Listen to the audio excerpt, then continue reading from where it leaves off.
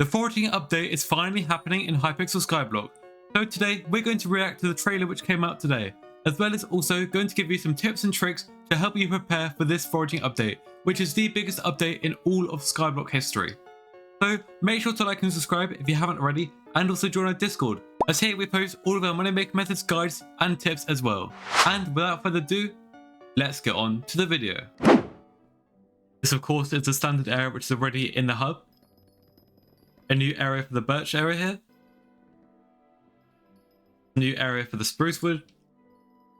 It looks like the park will be staying. A lot of people thought that Galatea would replace the park, but it looks like the park is indeed staying, and Galatea is a completely separate thing. New area for acacia, dark oak, and also jungle as well, of course. Which is very nice. And of course, here we come onto Galatea. Brand new 1.20 only island. Here's the entrance to Galatea. You can see there's a new NPC if we go back a sec. New NPC here. I'm guessing it's going to be like Elle of the Nether. I'm guessing she's going to play a similar role to her. And also, it's interesting that they made the character wear young dragon armor. I think that's very interesting. It's probably because people use young dragon armor for the speed when foraging mainly. So this is currently representing the quote-unquote current meta for foraging and they're entering a new world. I'm guessing that's why they chose this. I'm surprised they aren't wearing like a frog mask something there as well, because that is also technically meta. Also, of course, 1.20 new blocks like mud bricks. You got some warped wood up here, some other stuff, which is really nice. Also, this island's absolutely huge, man. Like, look at the just sheer size of it. You got some castle stuff. You got a lot of different trees. You got so much stuff to explore.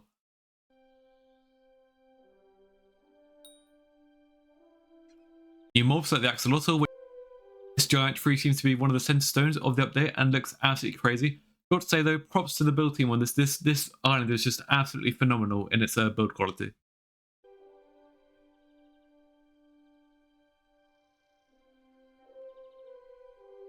Again, some more visuals. Got some more NPCs and shops in here. This looks like the main kind of village area, similar to I guess the major barbarian areas in the Crimson Isle.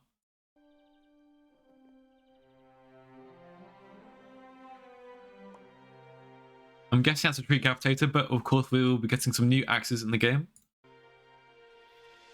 And this bit is what really interested me most first time around watching it. It's interesting that it's going to be like some kind of party mechanic in cutting down these trees, instead of just cutting them down yourself as you do normally.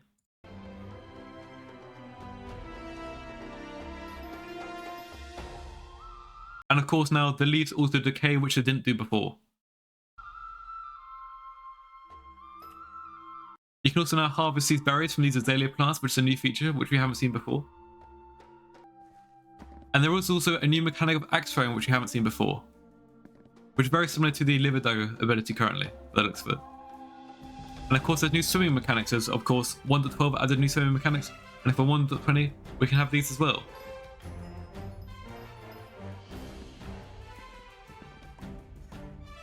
Got a new NPC here, Agatha, who seems to be quite similar to Jacob from the main island and farming. Seems to be foraging contest now, as well as farming contest from Jacob, which is very, very interesting. Again, new NPCs like Coral here, some kind of brewery or something like that. We have Keisha and the fuse machine, and this is where you do the new stuff with attributes. Sawyer with the booster info, not sure what that is. And of course the new frog mobs.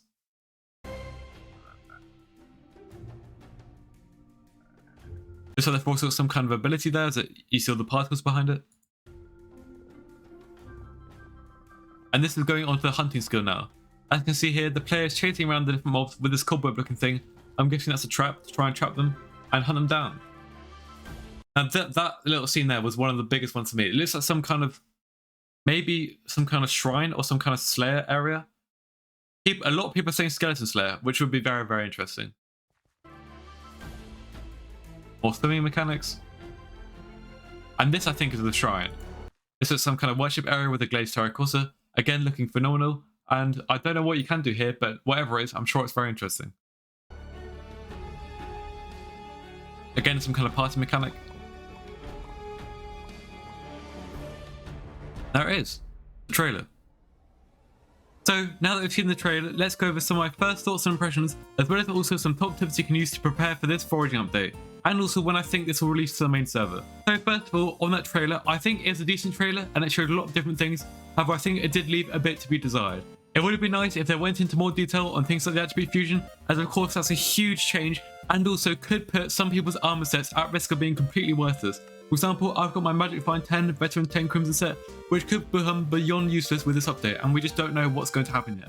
So it would be nice for a bit of communication here from the admins. However, of course, we will see some of these features in action with the alpha server opening up hopefully sometime this week, as you can see in the post here by the admins. They state that the foraging trailer is now out. Let's talk about the next step, public alpha. We're not starting public alpha today, but it will be more than likely this week. So stay tuned this week to find out more information. This shows that alpha is close if not ready to go, and also there are no more features which need adding, hopefully, before the update can actually drop to the main server. It's just a case of testing, finding any bugs and fixing them, which hopefully shouldn't take more than a few weeks. Saying this then, here are my predictions for when this update will come out now, after seeing this trailer and also some more communication from the admins. This alpha should be open for at least a week, and it's not coming out today, so it's going to be at least probably a week, probably more like 2 weeks until the update drops. And that's even without considering that we could get some bugs which need further development. So I'd say earliest it will come is probably going to be Tuesday the 17th of June. Maybe it can come next Tuesday the 10th, but I do highly doubt it, and I think this will just be rushing it too much.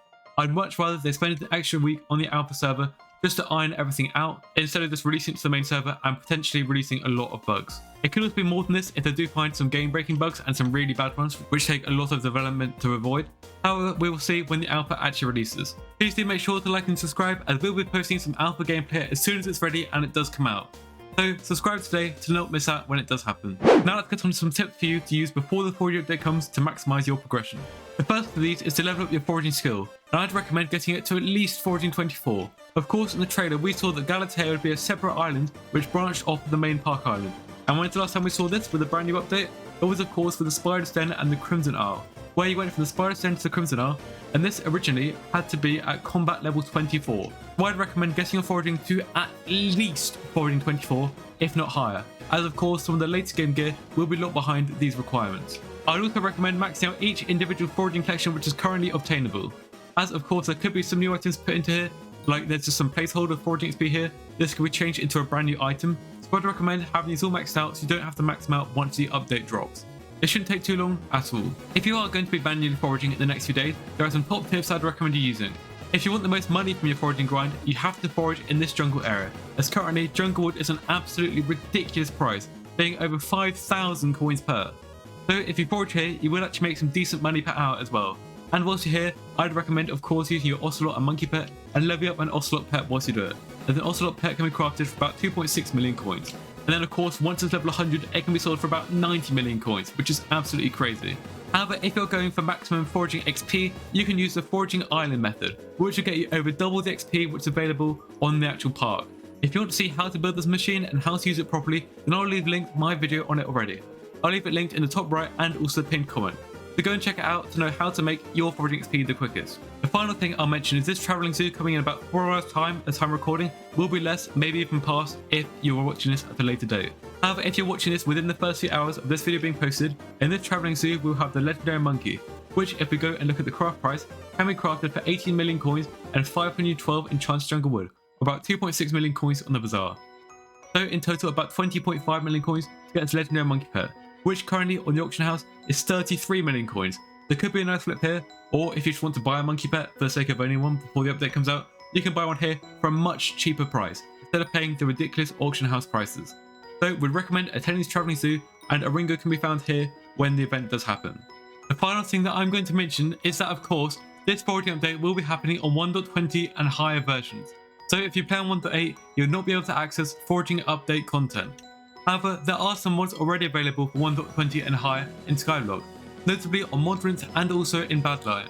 So if you want to see a guide on 1.20 mods for Skyblock, then let me know down in the comments, and I'll release it once this video gets to 500 likes. So that will conclude today's video and guide on how to prepare for the foraging update. If you have any questions, feel free to let me know down in the comments below. And also let me know your thoughts on this update and when you think it will release. Make sure to like and subscribe if you haven't already, and also join our Discord. And thank you so much for watching. I'll catch you in the next one. Peace.